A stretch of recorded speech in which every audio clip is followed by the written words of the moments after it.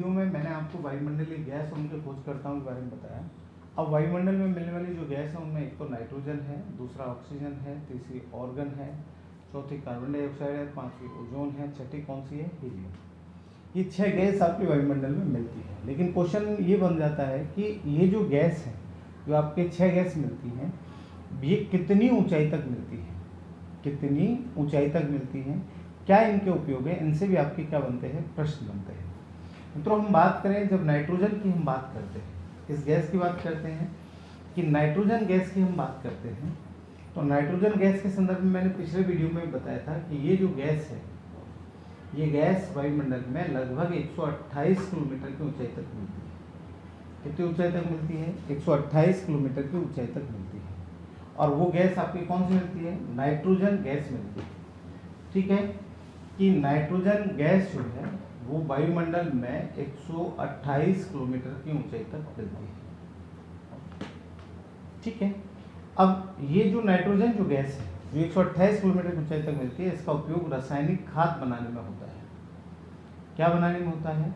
कि रासायनिक खाद बनाने में होता है इसका उपयोग। एक तो ये है। दूसरा, इस नाइट्रोजन गैस का उपयोग अमोनिया बनाने में भी होता है। अमोनिया बनाने में भी होता है। ये जो नाइट्रोजन जो गैस है, कौन सी गैस है? नाइट्रोजन गैस, जो 128 किलोमीटर की ऊंचाई तक मिलती है, रासायनिक खाद बनाने में इसका उपयोग होता है, अमोनिया बनाने में इसका क्या होता है? उपयोग होता है। ये जो गैस है मानव शरीर में पेप्सिन एंजाइम भी बनाती है। मानव शरीर में कौन सा एंजाइम बनाती है? पेप्सिन एंजाइम बनाती है। पूछ लिया जाए कि ऐसी कौन सी गैस है जो मानव शरीर में पेप्सिन एंजाइम बनाती है, तो वो कौन सी गैस है? Nitrogen gas. और पेप्सिन एंजाइम का जो उपयोग है वह है आपके एक तो प्रोटीन बनाना और प्रोटीन बनाकर उसे तोड़ना। ये नाइट्रोजन गैस का उपयोग है। तो बताइएगा, मैंने जो चीज़ आपको बताई कि नाइट्रोजन कितनी ऊंचाई तक मिलती है? 128 किलोमीटर। इसका उपयोग किस में होता है? रासायनिक खाद बनाने में। और क्या बनाते हैं? अमोनिया बनाते हैं। मानव शरीर में इससे क्या बनता है? पेप्सिन एंजाइम बनता है। और जितनी भी आपके दलहन फसलें हैं, उन दलहन फसलों में जो गांठ मिलती है उसमें आपके कौन सी गैस मिलती है? नाइट्रोजन मिलती है। कौन सी गैस मिलती है बताइएगा? नाइट्रोजन गैस मिलती है। नाइट्रोजन के बाद आपके वायुमंडल में जो गैस आती है वह आती है ऑक्सीजन। कौन सी गैस आती है? ऑक्सीजन गैस आती है। अब ऑक्सीजन गैस की हम बात करें तो ऑक्सीजन जो गैस है इसे हम प्राणवायु कहते हैं। क्या कहते हैं? प्राणवायु। क्यों कहते हैं प्राणवायु? ये आप सब जानते हैं, क्योंकि इसका उपयोग श्वसन प्रक्रिया में होता है। किस प्रक्रिया में होता है? श्वसन प्रक्रिया में होता है, इसलिए इसे प्राणवायु कहा जाता है। और ये गैस वायुमंडल में 64 किलोमीटर की ऊंचाई तक मिलती है। कितनी ऊंचाई तक? 64। लेकिन सर्वाधिक मात्रा में ये 16 किलोमीटर की ऊंचाई तक मिलती है। सर्वाधिक मात्रा में ये 16 किलोमीटर की ऊंचाई तक मिलती है। कितनी ऊंचाई तक मिलती है? 16 किलोमीटर की ऊंचाई तक मिलती है। कौन सी गैस मिलती है? ऑक्सीजन गैस मिलती है। 16 किलोमीटर की ऊंचाई तक मिलती है। वहीं ये जो ऑक्सीजन गैस है, जिसे आप प्राणवायु कहते हैं, श्वसन प्रक्रिया में उपयोग होता है। इस गैस का उपयोग दहन प्रक्रिया में भी होता है। दहन प्रक्रिया से तात्पर्य है कि ये आग लगाने के काम में भी आती है।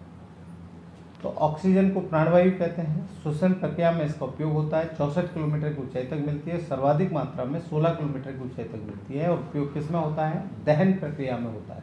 ये ध्यान में रखना, ये किसका उपयोग है? ऑक्सीजन का। ऑक्सीजन के बाद में आपकी गैस आती है आर्गन। कौन सी गैस आती है? आर्गन गैस आती है। अब आर्गन गैस से सीधा सा प्रश्न बनता है कि आर्गन गैस जो है वो वायुमंडल में आपके कहाँ मिलती है? तो वायुमंडल की ये सबसे भारी गैस है।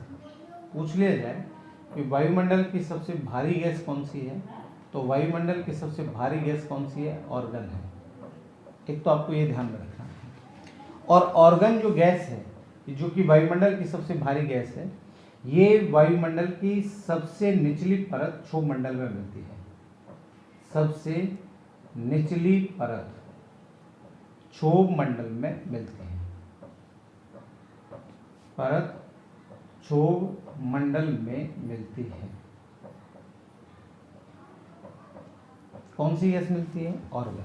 कि सबसे भारी गैस सबसे निचली परत क्षोभ मंडल में मिलती है और इसका उपयोग बल्ब और ट्यूबलाइट में होता है।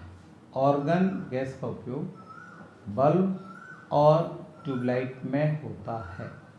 यह आपको ध्यान में रखना है कि बल्ब और किस में होता है? ट्यूबलाइट में होता है।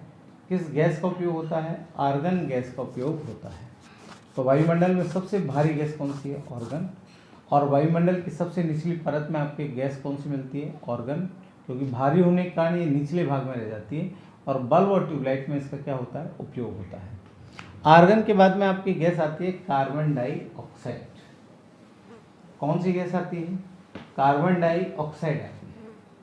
अब हम कार्बन डाइऑक्साइड की बात करें तो कार्बन डाइऑक्साइड वायुमंडल में 28 से 32 किलोमीटर की ऊंचाई तक मिलती है। कि ये जो गैस है, ये गैस वायुमंडल में 28 से 32 किलोमीटर की ऊंचाई तक मिलती है। इस गैस का उपयोग एसी में होता है, रेफ्रिजरेटर में होता है और ये शीतलक का काम करती है। किसका काम करती है? शीतलक का काम करती है। It's do the work of coolant. कि ये शीतलक का काम करती है कार्बन डाइऑक्साइड गैस। वहीं ये जो कार्बन डाइऑक्साइड गैस है जो एसी रेफ्रिजरेटर में काम में आती है, शीतलक के तौर पर काम में आती है, इस गैस की मात्रा बढ़ने के कारण, इस गैस की क्या बढ़ने के कारण? मात्रा बढ़ने के कारण इस से आपके ग्लोबल वार्मिंग की समस्या उत्पन्न होती है। कौन सी समस्या उत्पन्न हो रही है? ग्लोबल वार्मिंग की समस्या उत्पन्न हो रही है। और ग्लोबल वार्मिंग को आप कहते हैं भूतापन। क्या कहते हैं? भूतापन। कि कार्बन डाइऑक्साइड के बढ़ने से दिन प्रतिदिन पृथ्वी का तापमान बढ़ता जा रहा है। तो कार्बन डाइऑक्साइड गैस 28 से 32 किलोमीटर की ऊंचाई तक मिलती है। इसका उपयोग एसी रेफ्रिजरेटर में शीतलक के तौर पर होता है। ग्लोबल वार्मिंग जो है उसकी समस्या जरूर इसमें नज़र आती है, लेकिन वहाँ पर ये शीतलक का काम भी करती है।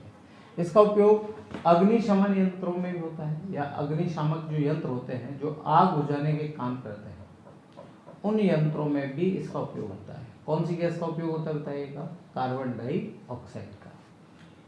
ओके, तो ये भी एक प्रमुख गैस है। अब वायुमंडल की सबसे उपयोगी एक गैस आती है, ओजोन आती है। कौन सी आती है? Ozone gas. ये वायुमंडल की सबसे उपयोगी गैस है, ये आप ध्यान में रखना। तो वायुमंडल की सबसे जो उपयोगी गैस है वो कौन सी है? ओजोन है। इन गैसों में मतलब और तो है ऑक्सीजन नाइट्रोजन वगैरह नहीं हो तो भी दिक्कतें हैं, लेकिन ओजोन क्यों मतलब इम्पोर्टेंट गैसों मानी जाती है? क्योंकि इसे हम पृथ्वी का सुरक्षा कवच कहते हैं। ओजोन को पृथ्वी का क्या कहा जाता है? सुरक्षा कवच कहा जाता है।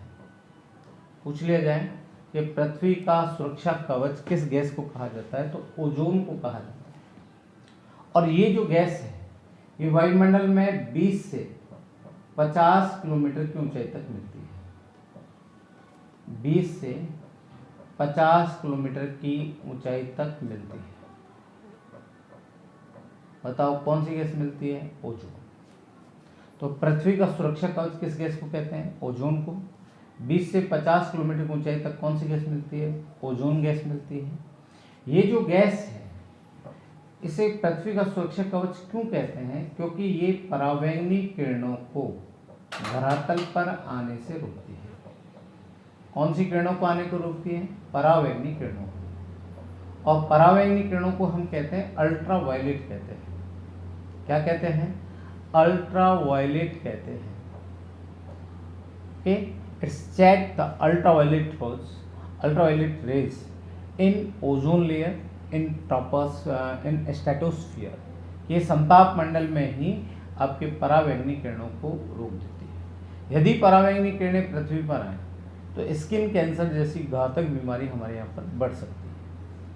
अब ये जो गैस है इसलिए हमारे लिए चिंता का सबब है कि इस गैस में आपके CFC गैस के कारण क्लोरोफ्लोरोकार्बन CFC क्लोरोफ्लोरोकार्बन गैस के कारण आपके इस गैस को बहुत सारा क्या हो रहा है, नुकसान हो रहा है।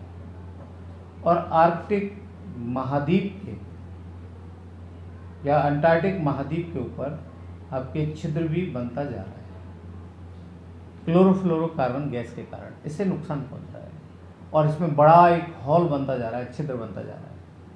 लेकिन अभी हमारे लिए काफ़ी मतलब कोरोना के आने से इतना ज़रूर हुआ है कि ये जो आपके अंटार्कटिक पर जो छिद्र है, ओजोन गैस पर जो छिद्र है, तो वैज्ञानिकों ने जो फोटोज़ लिए हैं उससे ये नज़र आ रहा है कि ये छिद्र बंद होता जा रहा है।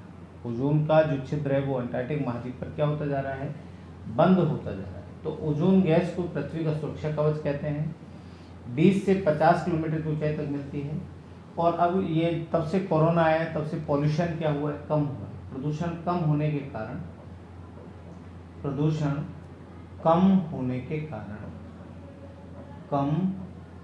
के कारण अब ओजोन जो गैस है उसकी परत में जो होने वाला छिद्र है वो क्या होता जा रहा है, बंद होता जा रहा है। ये वैज्ञानिकों ने माना है।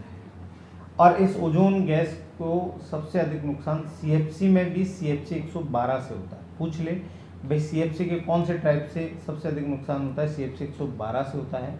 और CFC 112 को हम फ्रियोन कहते हैं। क्या कहते हैं, फ्रियोन। ऐसा क्वेश्चन आ चुका है एग्जाम में, वहाँ पे CFC नहीं दिया, क्लोरोफ्लोरोकार्बन नहीं दिया, वहाँ दिया फ्रियोन, कि ओजोन गैस को सबसे अधिक नुकसान पहुँचाती है कार्बन डाइऑक्साइड, हीलियम, हाइड्रोजन और आपके कौन सी, वो जो फ्रियोन, ऐसे दिया था। उसमें नाम CFC का नहीं था, फ्रियोन का था। तो ये ध्यान में रखना है कि CFC का 112 का टाइप किसे नुकसान पहुंचाता है, जिसे हम क्या कहते हैं, फ्रियोन कहते हैं। अब ओजोन में छिद्र को रोकने के लिए, लोगों को जागरूक करने के लिए 16 सितंबर को हमारे देश में ओजोन दिवस मनाया जाता है। और देश का पूरी दुनिया में 16 सितंबर को आपके ओजोन दिवस प्रतिवर्ष मनाया जाता है। पूछ ले कि ओजोन दिवस कब मनाया जाता है, तो ओजोन दिवस 16 सितंबर को मनाया जाता है। ये वायुमंडलीय प्रमुख गैस है। और ओजोन जो गैस है ये वायुमंडल में 20 से 50 किलोमीटर की ऊंचाई पर मिलती है। ये मैंने पहले भी बताया था, अब भी बता देता हूँ। और समताप मंडल में मिलती है। किस मंडल में मिलती है, समताप मंडल में मिलती है। ये वायुमंडल की नीचे से दूसरी परत है, क्योंकि सबसे निचली परत क्षोमंडल है, उसके बाद समताप है, उसके बाद मध्यमंडल है, उसके बाद आपके अयन मंडल है, उसके बाद कौन सा है, बहिर्मंडल। तो ये जो गैस है ये आपके कहाँ मिलती है, समताप मंडल में मिलती है, 20 से 50 किलोमीटर की ऊंचाई पर। ओजोन के बाद आपके एक प्रमुख गैस आती है हीलियम। मिलती तो एक कम मात्रा में है, लेकिन वायुमंडल की सबसे जो हल्की गैस है वो आपके हीलियम को माना जाता है। क्वेश्चन यही आता है कि वायुमंडल की सबसे हल्की गैस कौन सी है, तो वायुमंडल की सबसे हल्की गैस हीलियम है, सबसे हल्की गैस। अब ये जो हीलियम गैस है इससे सीधे से क्वेश्चन बन जाता है SSC जैसे एग्जामों में, रीट में बन जाता है कि वायुयान के टायरों में कौन सी गैस भरी जाती है, ये क्वेश्चन आ गया। तो वायुयान के जो टायर होते हैं उन वायुयान के टायर में आपके हीलियम गैस भरी जाती है। कौन सी गैस भरी जाती है, हीलियम। इस गैस को गुब्बारों में भी भरा जाता है। किस में भरा जाता है, गुब्बारों। पूछ लिया जाए कि गुब्बारों में कौन सी गैस भरी जाती है, तो हीलियम। वायुमंडल की सबसे हल्की गैस कौन सी है, हीलियम। वायुयान के टायरों में कौन सी गैस भरी जाती है, हीलियम गैस भरी जाती है। ये प्रश्न आपसे पूछे जाते हैं। दूसरी बात यह है कि यहाँ तक अपनी चर्चा हुई है गैस पर चर्चा हुई। किस पर चर्चा हुई है, गैसों पर हमने चर्चा की है। अब बात करते हैं हम वायुमंडलीय परतों की। तो पहला प्रश्न तो ये आता है कि वायुमंडलीय परतों का सामान्य वर्गीकरण किसने किया। तो ये आपको ध्यान में रखना है कि वायुमंडलीय जो गैस है इनका सामान्य वर्गीकरण जो किया है वो स्टालर नामक विद्वान ने किया है। किस विद्वान ने किया है, स्टालर। स्टालर ही एक ऐसा विद्वान है जिसने आपके वायुमंडल में इन गैसों का परतों का अध्ययन तो किया ही है।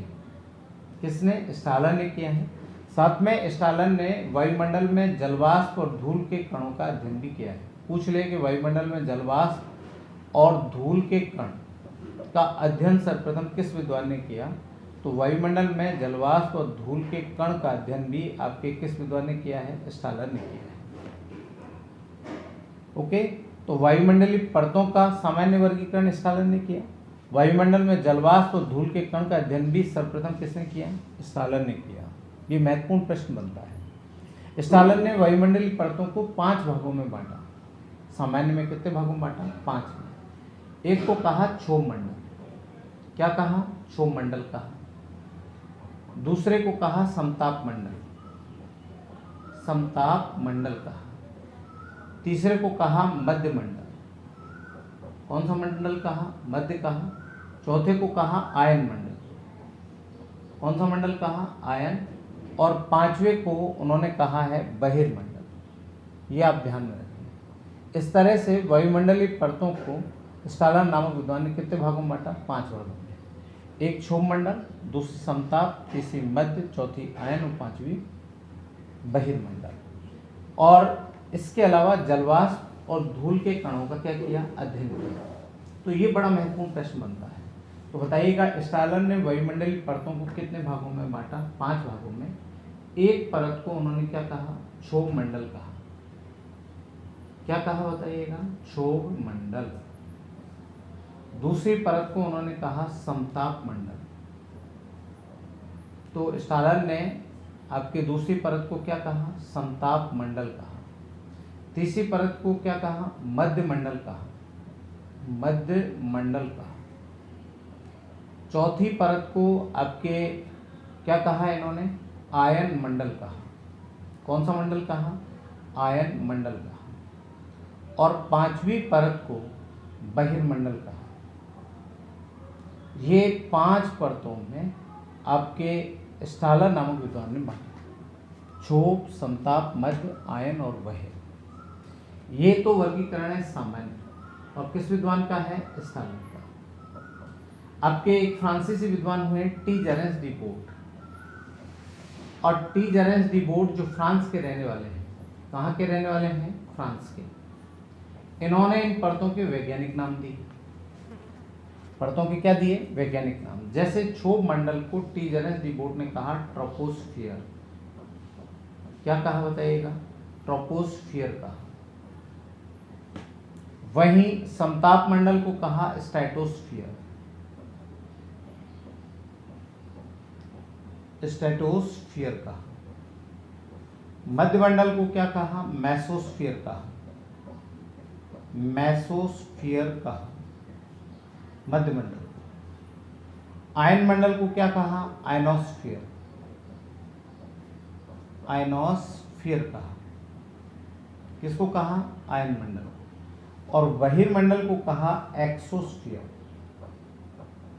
बहिर्मंडल को एक्सोस्फियर कहा गया।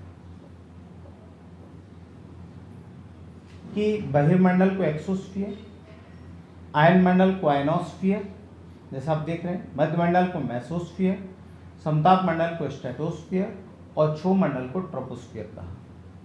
तो टी जेरेंस डी बोट ने तो वैज्ञानिक वर्गीकरण किया, और स्टालर ने आपके क्या किया, सामान्य वर्गीकरण किया। तो बताओ वायुमंडलीय परतों को कितने भागों में बांटा, मेरे साथ आप रिवाइज करते चलें। एक तो क्षोभ मंडल, दूसरा समताप मंडल, तीसरा मध्य मंडल, चौथा आयन मंडल और 5वां बहिर्मंडल। और इनका वैज्ञानिक वर्गीकरण, who classified the scientific classification of the layer of the atmosphere. तो पहला विद्वान हुआ टी जेरेंस डी बोट, और टी जेरेंस डी बोट ने वायुमंडलीय परतों को 5 भागों में बांटा। एक तो ट्रोपोस्फियर, स्ट्रेटोस्फियर, मेसोस्फियर, आयनोस्फियर और एक्सोस्फियर। इस तरह से उन्होंने इन परतों को क्या किया, बांटा। दूसरी बात यह है कि इन्होंने इस तरह से इन परतों का वर्गीकरण कर दिया, लेकिन हमें जलवाष्प के बारे में पूछ लिए जाते हैं क्वेश्चन। हर छोटी एग्जाम पूछते हैं, रीट में तो कई बार पूछ लिया, और रीट में तो पूछा जा सकता है। रीट, टेट, सी टेट, ऐसी जो एग्जाम होती है उन एग्जाम में पूछ लेते हैं कि जलवाष्प जो है ये वायुमंडल में कितनी ऊंचाई तक मिलती है। इसका अध्ययन क्योंकि किसने किया था, स्टालर ने। तो जलवाष्प जो है ये वायुमंडल में 8 किलोमीटर की ऊंचाई तक मिलती है, और अधिकतम कोई पूछ ले कि वायुमंडल में कितनी ऊंचाई तक, तो 12 किलोमीटर की ऊंचाई तक मिलती है अधिकतम। वैसे सामान्यतः 8 किलोमीटर की ऊंचाई तक। और वायुमंडल में जलवाष्प 2% मिलती है। पूछ ले कि वायुमंडल में जलवाष्प कितने प्रतिशत मिलती है। 11th की बुक को आप देखना, 11वीं की जो बुक है अपने RVSC में चलती है। मैं आपको 6, 7, 8, 9, 10 के भी क्वेश्चन अब भेजा करूँगा जो कि आपके बुक से लिए गए हैं, क्योंकि रीड में ही पूछे जा सकते हैं। तो जलवाष्प जो है वायुमंडल में 2% मिलती है, ध्यान में रखना। अधिक मात्रा में कितनी ऊंचाई तक? 8 किलोमीटर। और वैसे ओवरऑल कितनी मिलती है? 12 किलोमीटर तक ये मिलती है। सामान्य अध्ययन है 11वीं की बुक के आधार पर। और 8 किलोमीटर की ऊंचाई तक कितने प्रतिशत आपके जलवाष्प मिलती है? तो 100% में से 90% जलवाष्प 8 किलोमीटर की ऊंचाई तक मिलती है। तो क्वेश्चन 2 तरह के बन गए कि वायुमंडल में जलवाष्प कितने प्रतिशत मिलती है? 2%। वायुमंडल में जलवाष्प कितनी ऊंचाई तक अधिक मात्रा में मिलती है? 8 किलोमीटर। और 8 किलोमीटर तक की ऊंचाई तक जलवाष्प कितनी प्रतिशत मिलती है? कि 90% मिलती है। कितने प्रतिशत? 90% क्या मिलती है? जलवाष्प मिलती है। ओके, तो वायुमंडल में जलवाष्प कितने प्रतिशत मिलती है? 2%। 8 किलोमीटर की ऊंचाई तक जलवाष्प कितने प्रतिशत मिलती है? 90% मिलती है। और शेष 10% आपकी 12 किलोमीटर तक मिलती है। वायुमंडल में स्टालर ने धूल के कणों का भी अध्ययन किया है। किसका अध्ययन किया है? धूल के कणों का भी अध्ययन किया है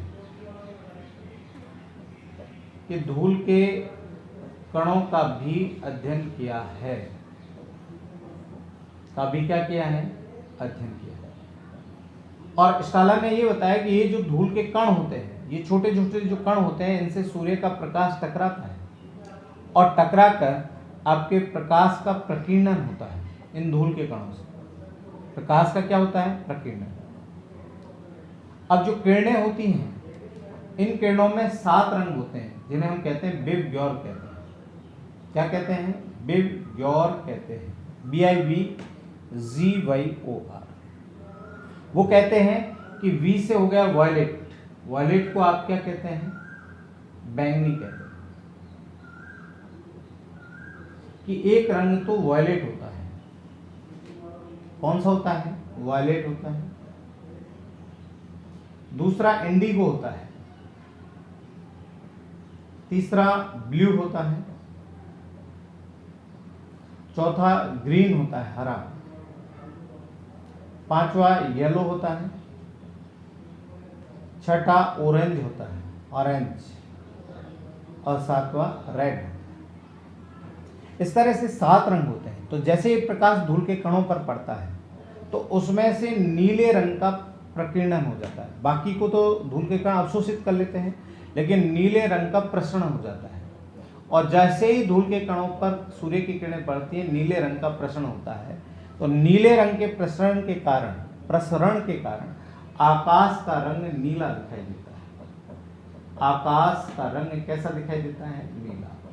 ये बात स्टालर ने बताई थी कि स्टालर ने धूल के कण जलवाष्प का भी वायुमंडल में अध्ययन किया। जलवाष्प वायुमंडल में 2% मिलती है और 8 किलोमीटर की ऊंचाई तक 90% तक मिल जाती है। धूल के कण जो मिलते हैं ये प्रकाश का प्रकीर्णन करते हैं और जैसे ही सूर्य की किरणें पड़ती हैं तो 7 में से 6 रंगों को वो अवशोषित कर लेता है, लेकिन नीले रंग का प्रसरण हो जाता है, इसलिए आकाश का रंग नीला दिखाई देता है। ये बड़ी महत्वपूर्ण बात है, हर एग्जाम में बेसिक बनता है।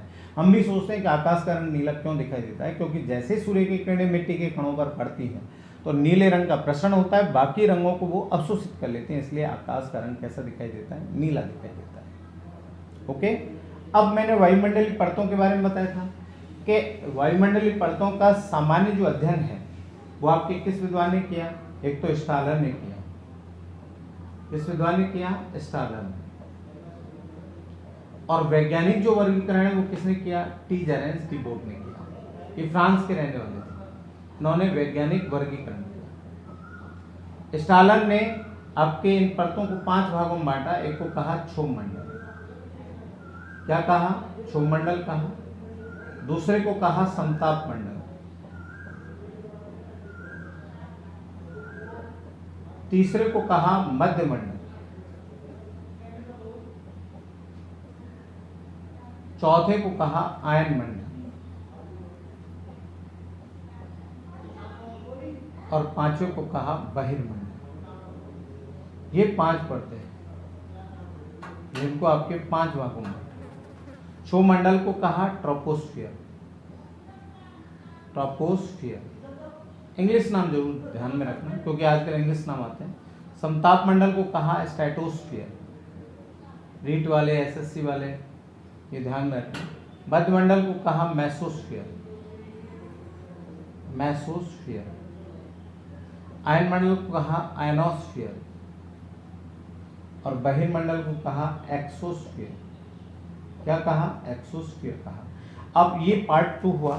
पार्ट 3 में मैं वायुमंडलीय परतों के बारे में बताऊंगा कि किसने वायुमंडलीय परतों का अध्ययन किया और कितने भागों में इन्हें बांटा, इसके बारे में मैं आपको पार्ट 3 में बताऊंगा। बहुत बहुत धन्यवाद आपका।